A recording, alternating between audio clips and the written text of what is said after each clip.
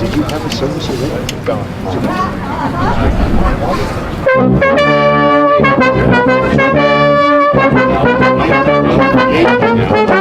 Did I see you?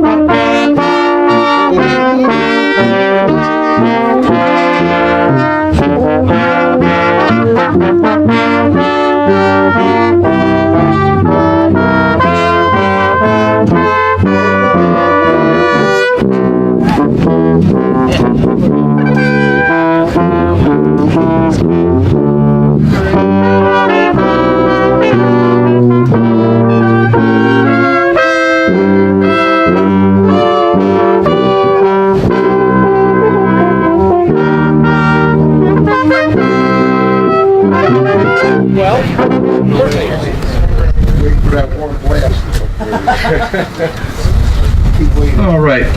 Good morning, everybody, and welcome. Good to see you all here on this beautiful day.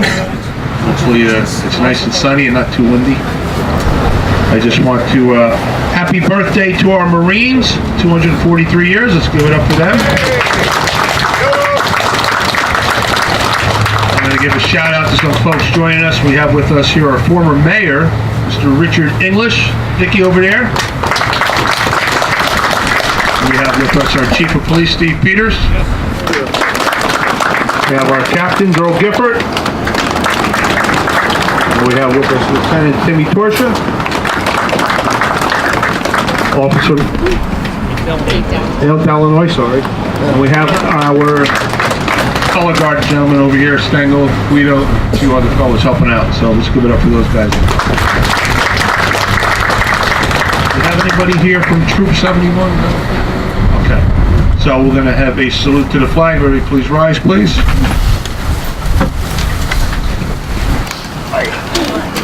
Yeah, I'm all right. Thank you.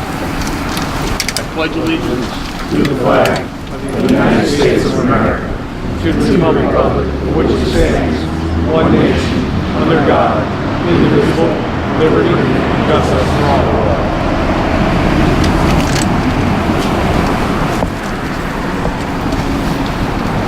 Attention!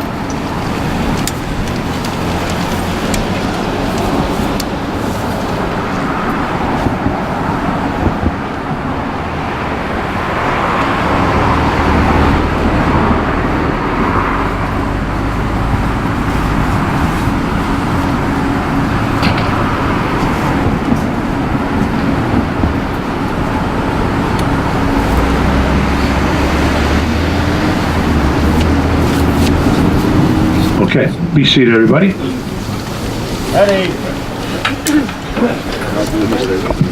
We're going to have, we're special guest today is going to treat us. Oh, let's give it up here for our Navasink Brass Band, by the way. These guys are great. They're entertaining. You guys sound great, fellas. Thank you. Wonderful. And ladies, I didn't see you over there. Thank you. Also, we just missed him. We just left to give a shout out to our Senator Vinville Powers here. He's got to make the rounds, of course. And we're going to have our friend, Miss Claire Taylor, come up, and she sings like a metal lark voice. We're going to have a little something for Star Spangled Banner. Claire?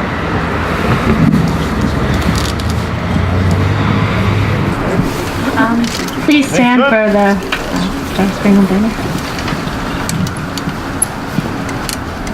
Oh, say, can you see by the dawn's early light what so proudly we hail at the twilight's last gleaming, whose broad stripes and bright stars through the perilous fight o'er the ramparts we watch was so gallantly streaming on the rocket's red glare, the bombs bursting in air give proof through the night that a flag was still there.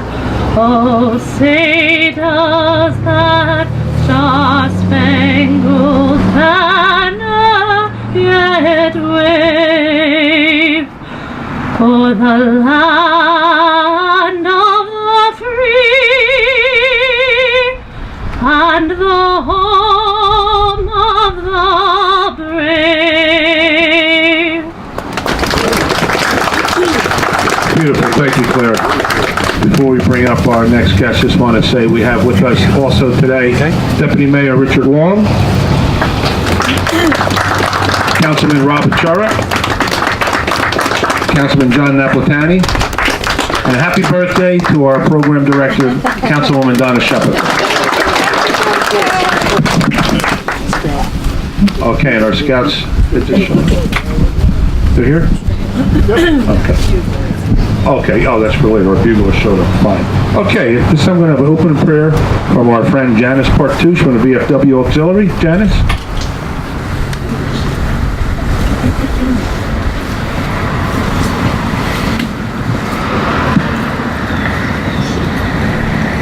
Let us pray. Almighty God, Father us all, we, your servants, turn to you for your continuing blessings upon us. You who spread our combat veterans from the gaps of our enemies, grant us the full understanding of your precious comfort. We thank you for the privilege of life and the blessings we enjoy through your graciousness to our country, the land in which we are giving freedom of speech, religion, and the pursuit of happiness. Continue your presence with us always, and may we continue to serve you faithfully. Amen. Thank you, Janice. Now we have a very special presentation for you today. And we have Peg from the Historical Museum. Are you here? Oh, in front of me. Would you come on up, please? And grace us with a nice story here of the end of World War I, right? Thank you.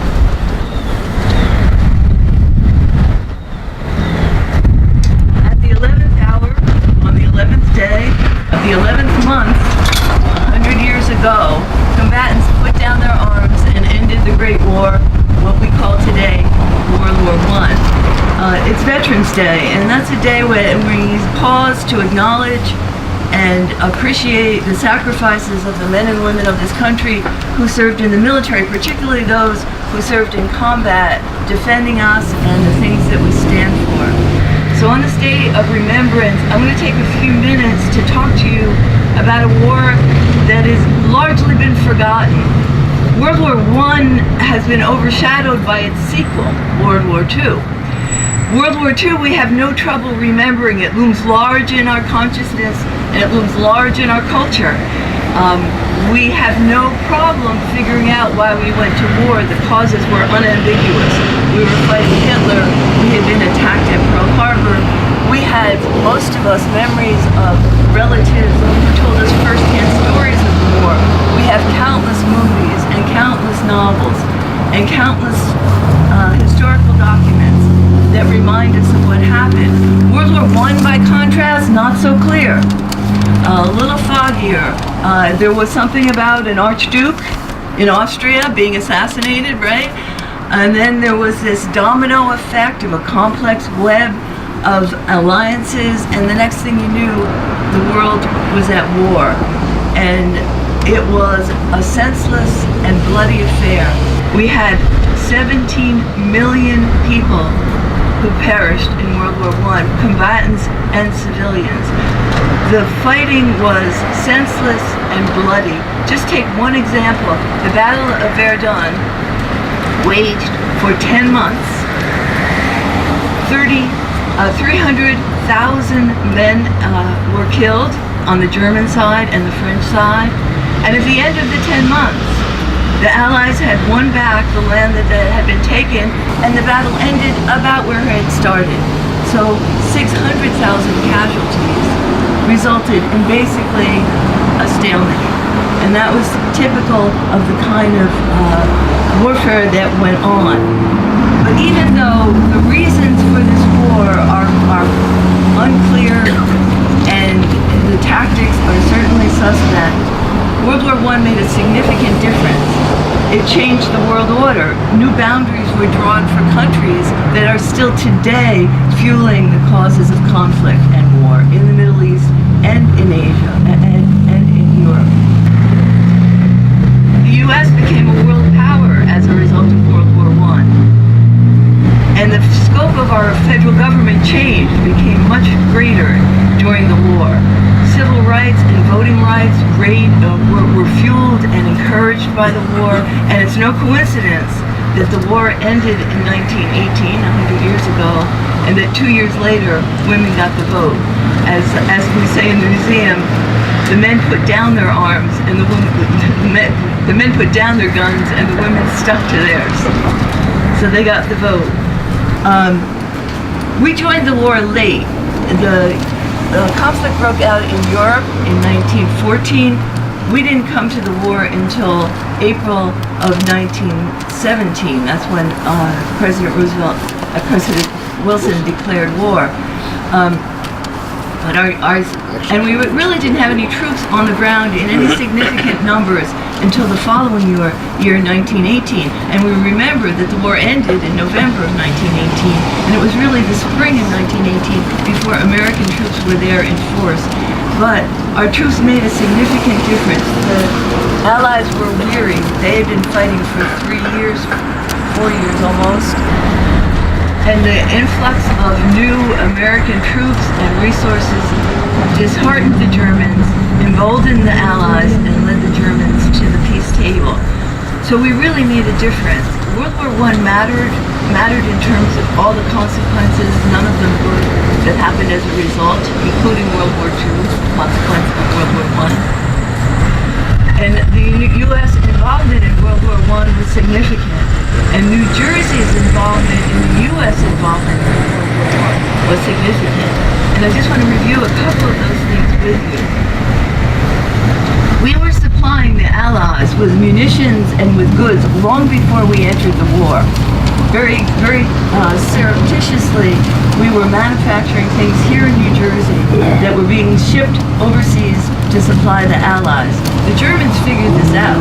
New Jersey was the greatest manufacturer of munitions during this time in the country, and it didn't take the Germans long to figure that out. And so in June of 1960, this is almost a whole year before we entered the war, 2 German spies snuck into a pier in Jersey City and planted some bombs and blew up 1,100 tons of munitions that were waiting to be shipped off to Europe. That was Black Tom. Some of you have heard of Black Tom. So the Germans were aware of New Jersey's role, and we were very active in supplying Allies even before we entered. There was this other phenomenon called Black Sunday. I was really surprised when I learned of this. I had studied World War I in school. I came from New Jersey, and I did not know that on a Sunday in 1918 in June, after we joined the war, the German U-boat right off the coast of New Jersey was on 6 ships in one day, and it's called Black Sunday in history. Several of those ships were right off the Asbury boardwalk, and the next day there was a tourist boom in Asbury Park as tourists came to watch the dirigible and the planes searching for the German sub. Because we were on the coast, and because the only way you could get the troops who were going to the European theater overseas was by boat in this time period, they needed ports of call to ship the men over. And it turns out that Hoboken was the favorite pier, the favorite port for embarkation. And of the 2 million Americans who went to Europe to fight, 1.6 million of them went through Hoboken, and then they returned the same way if they were lucky enough to return. So Hoboken loomed so large in the lore of World War I that when Pershing would rally his troops yelled to them, "Heaven, hell, or Hoboken," meaning you're going to make it or you're not going to make it. And if you make it, you're going home the way you came, and that's through Hoboken. New Jersey had 38 different military installations during the war. Many of them were either built for the war or they were enlarged for the war. Two of them that we will remember, Fort Dix and Fort Monmouth, which was at that time called Vale, Fort Vale or Camp Vale. And because that's so close, I'll just tell you a few interesting things about that. World War I was the first war that had tanks, was the first war that had machine guns, was the first war that used planes. And so because we were using planes, there was a particular challenge.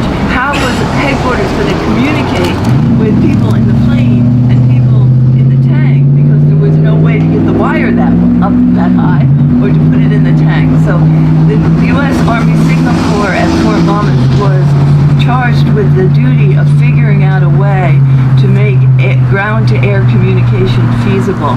So the very first Air Force in the Army was under the auspices of the Signal Corps, and the Signal Corps was based, at least in part, in Monmouth County, in Eatontown, at Fort Monmouth. They had their own little Air Force. They had their own little landing field where the planes were kept. And at the same time that Fort Monmouth was responsible for the highest tech communication in the war, they were also responsible for the lowest tech communication in the war. They were in charge of the carrier pigeons and the pigeon service, because in World War I, men were still carrying cages of pigeons into the trenches, and those pigeons were equipped with a little ring on their leg that allowed them to fly messages back and forth from headquarters.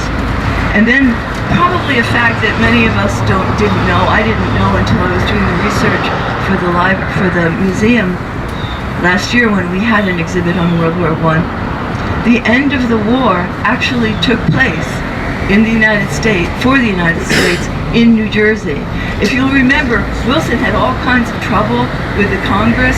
They didn't ratify the League of Nations, you'll remember that.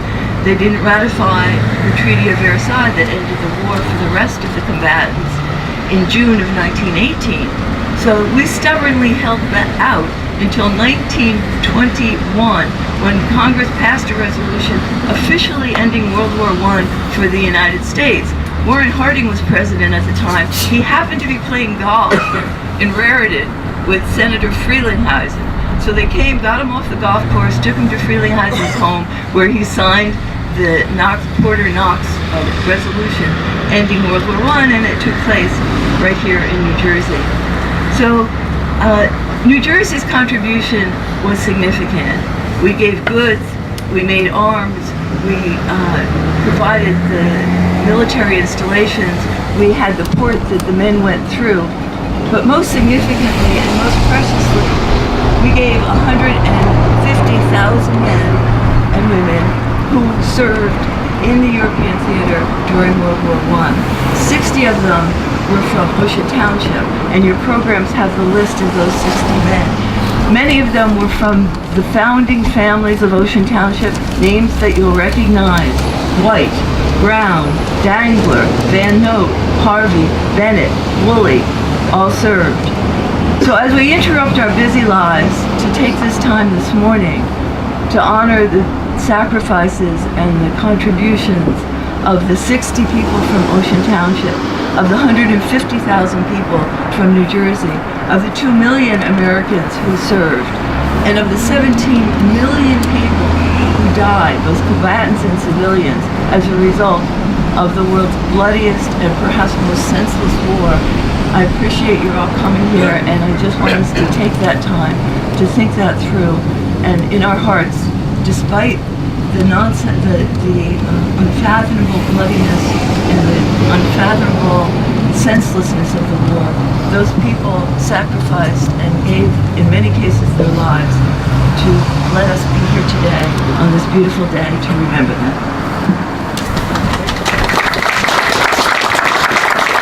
Thank you, Pat. It's now Memorial Day. No, very nice. That was great. And they have a display down there at the museum as well, before we go on to the next I'm just going to read something quickly. A friend of mine, classmate, sent something to me a few years ago, and it was an article about his dad coming home from World War II. And this is just a quick, take me about 30 seconds to read this into you, but I thought it was very interesting, and I just wanted to get that out there and see if I could read it again, if I could find it on my phone here. So, as Peg mentioned, a lot of these folks who had served World War I, World War II, Korea, Vietnam, etc., names are on the board inside as well. So this gentleman, Edward Oltraszewski, lived in Ocean Township here, Oakhurst, but he's from Bayonne. So the article goes, Bayonne's third invasion casualty was made known over the weekend. It was learned today when Mr. and Mrs. Anthony Oltraszewski of 31 West 27th Street received the following telegram. We regret to inform you your son, Sergeant Edward Oltraszewski, was slightly wounded in action in France on June 6th. You'll be advised as the reports of his conditions are received. Julio, Adjunct General. Now, a letter written by the wounded man himself to his parents a few days later in a telegram was written from a hospital bed somewhere in England. And this is great because he kind of gives them hope. And I think these letters probably written thousands of times by many, many soldiers who didn't want their folks to be concerned. But he made the best of a really horrible situation, this guy, in his letter. So he writes, reassured his parents that he was okay. And we quote him this way. All right. It seems that we were in France maybe about a week or two, and then I was slightly wounded. I'm just trying to read it, it's all scratched out here. I was in France for only about 36 hours when a shell decided to chase me out. Well, we had a race. I was leading by a few yards and about to dive into a foxhole when the shell, sore at losing the race, went up in pieces and a little chunk flew off and hit me in the leg below the knee. Now this guy's making the best of me, he's facing death over here. But, and speaking of the invasion itself, Oltraszewski recalled it pretty rough, serving with the assault engineers. He was in a position really to see a great deal of action himself, but in a letter he took time out to laud the infantry and declare that each and every soldier deserved the Congressional Medal of Honor. Oltraszewski, 22, had been in the Army since March 29, 1943, and he received basic training right here at Fort Monmouth. He went to Henry Hudson Junior High and Bayonne Tech School. I just thought that's just a great letter of reassurance from someone right there in the field to their parents. Like I said, thousands of those were probably sent out, but I thank John for sending them. Okay, at this time, I'd like to bring up our commander, or deputy commander, if you will, Alex McKenna from Post 226 for a reading and a placement of the wreath. Alex?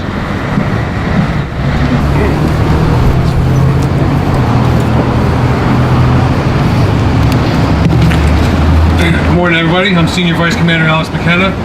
Before I get started, I just want to thank Janice Bertucci for doing the opening prayer. She's a member of our auxiliary. And I'd also like to recognize our honor guard today. We have Leo Medina, Pete Murphy, we have Bobby Seward, Tom Taylor, George Kiss, and Daniel Padus. Thank you all for participating today.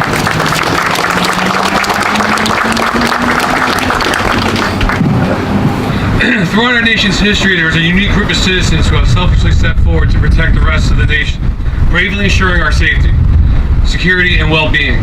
And it is that small group, the mere 7% of Americans who have ever served in our United States Armed Forces, who we celebrate today and thank.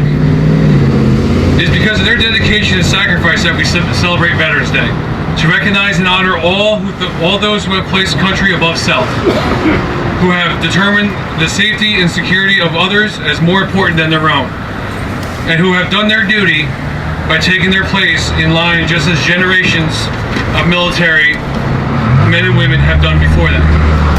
To those of us who worn or continue to wear the uniform of our great country, there is no doubt that Veterans Day brings with it a meaningful significance. To every American veteran, Veterans Day means more than just a federal holiday. It is on this day when we honor the contributions and sacrifices of the more than 23 million veterans and service members who have proudly served our country in the name of justice and liberty and justice. Every generation of Americans undoubtedly owes a debt of gratitude to these patriots, past and present. All who have set aside their personal pursuits, all those who set aside their personal pursuits and answered our great nation's call. In the past, our nation has been confronted time and time again. Our freedoms threatened, our way of life challenged.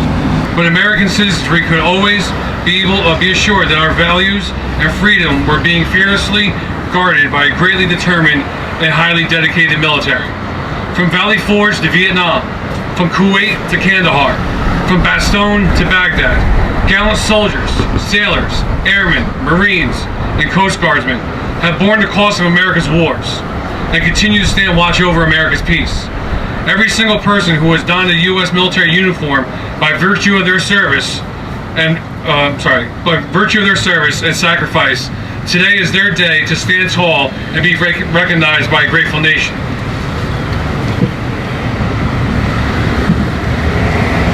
I would now like to recognize all those among us who have been a part of the great fraternity of the United States military. Our veterans, active duty, guardsmen, and reservists. It is your service and sacrifice that has kept our country safe and free. If you're able, please stand and be recognized.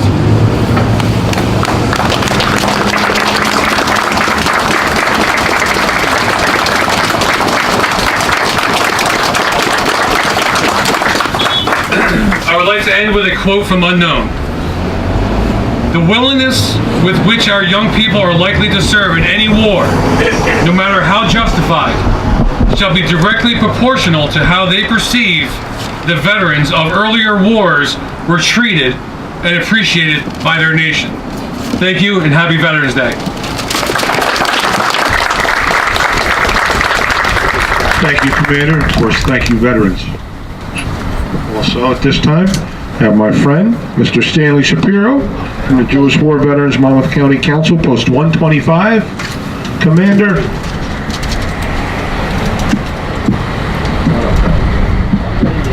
All right.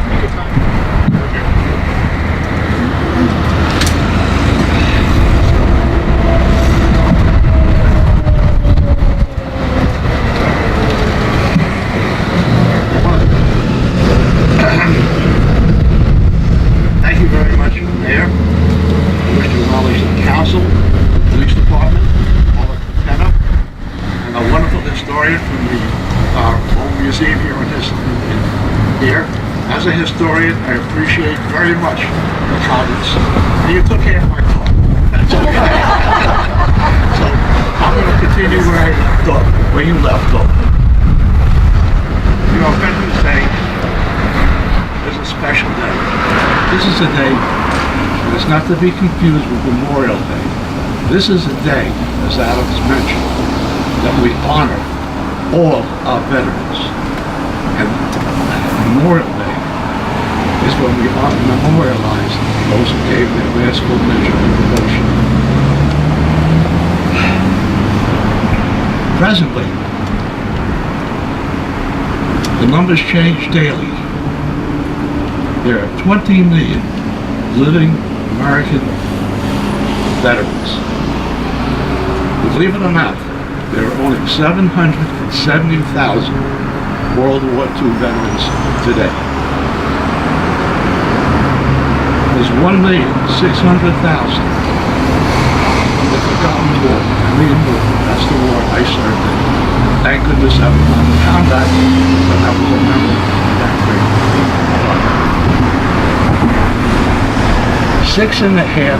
6.8 million veterans from Vietnam.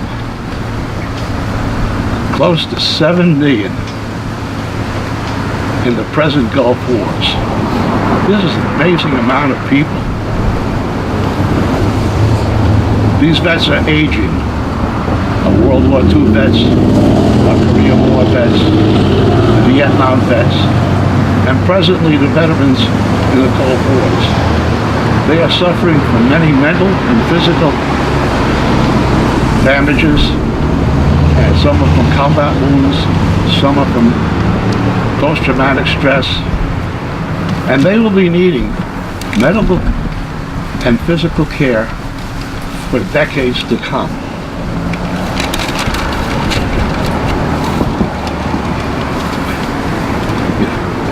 And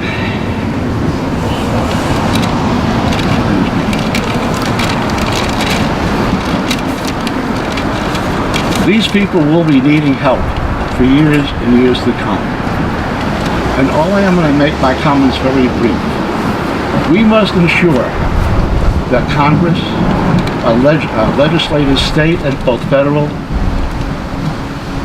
our veterans, allied veterans groups, must continue to pursue that the VA does not become privatized. Our veterans deserve the best that this country can offer. And with this, I will conclude and say, God bless America, and remember, freedom is not free. And thank you very much.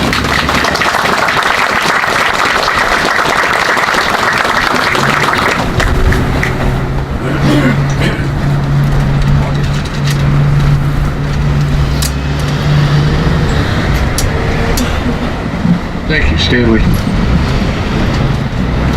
Okay. One more. Yes. I forgot to thank Claire. I forgot to thank Claire for the wonderful rendition of the Star Spangled. Okay, Claire, that was a shout out. We have her for one more, and also stick around, our friends from the brass band will finish up in a moment. But first, let's get to our next step here. I'm going to, at this time, call up Christopher Wilson.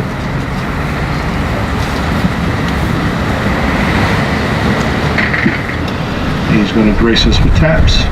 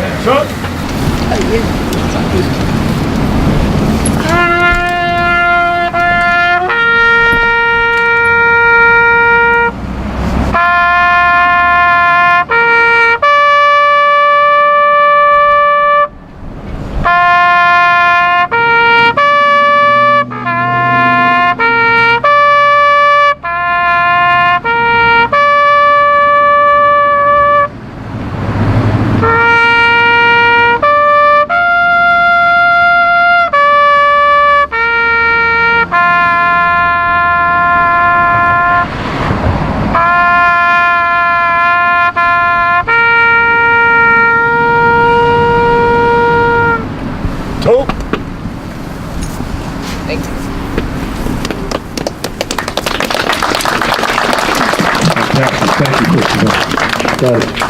While our police color guard retire the flag, or lower the flag, we're going to have Claire come up, and she's going to sing America the Beautiful.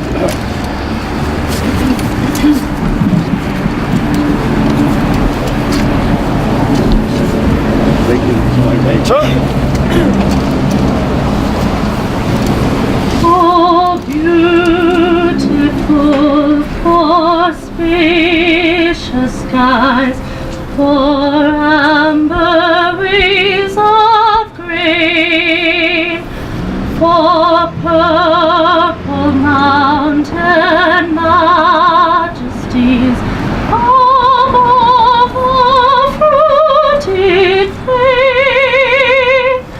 America, America, God shed His grace on thee, and crown thy good with brotherhood from sea to shining sea.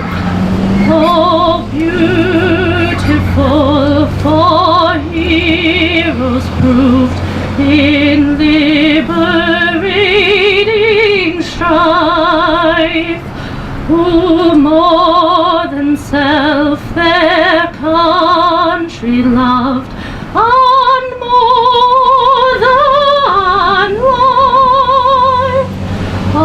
America, America, God mend thine every flaw.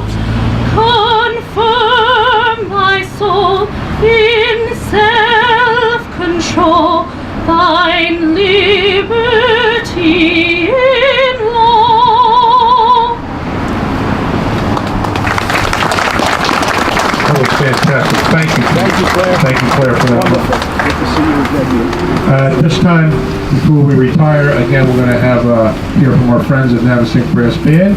I want to thank the police color guard, Officers Guido and Stengel. Thank you. Apologize to Kate Malloy for drawing a blank before after I talked to you for 5 minutes. It happens.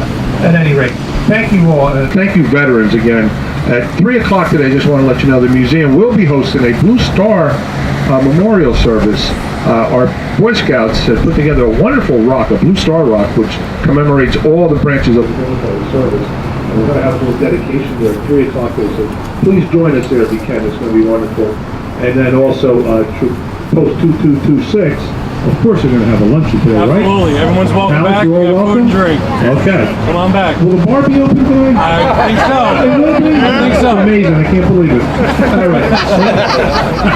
Who knows? It'll be open. Well, thank you again, and let's hear from our brass band there, the Navasink Brass Band. Give it up, give it up.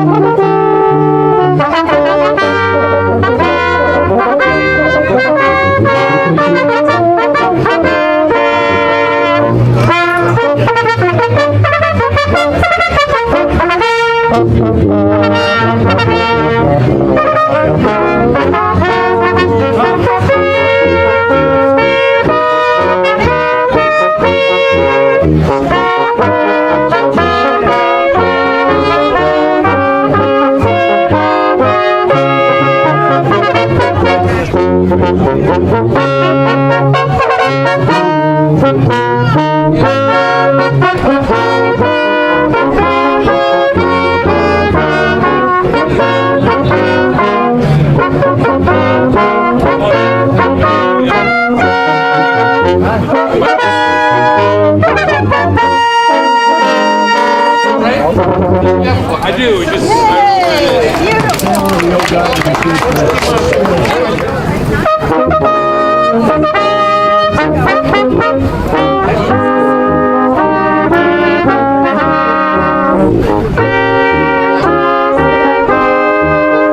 Beautiful.